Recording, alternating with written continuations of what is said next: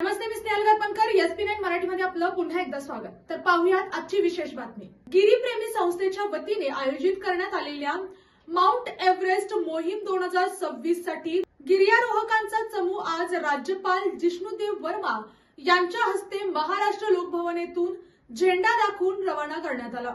ही मोहीम 2 एप्रिल पासून सुरू होणार असून सुमारे 50 दिवसांची आहे। तर पाहूयात आजची सविस्तर बातमी। या मोहिमेचे नेतृत्व अर्जुन पुरस्कार व शिवछत्रपती राज्य क्रीडा पुरस्कार विजेते प्रसिद्ध गिर्यारोहक उमेश झिरपे करत आहेत। त्यांच्या नेतृत्वाखाली विवेक शिवदे, निकुंज शहा, मिहिर जाधव आणि अखिल कारकर हे गिर्यारोहक एव्हरेस्ट सर करण्यासाठी सज्ज झाले आहेत।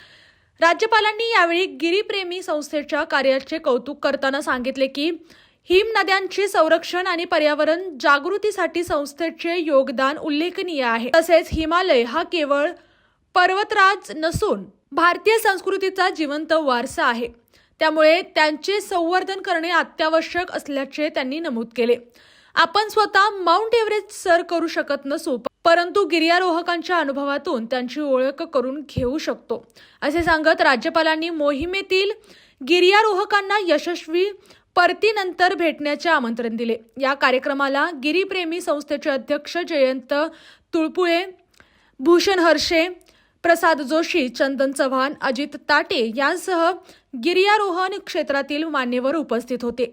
एकीकडे साहसाची शिखरे सर करण्याची जिद्द आणि दुसरीकडे पर्यावरण संवर्धनाचा संदेश देणारी ही मोहीम राज्यासाठी अभिमानाची बाब मानली जात आहे। आणि अशाच बातम्यांसाठी पाहत रहा SP9 Marathi, your time your news. धन्यवाद।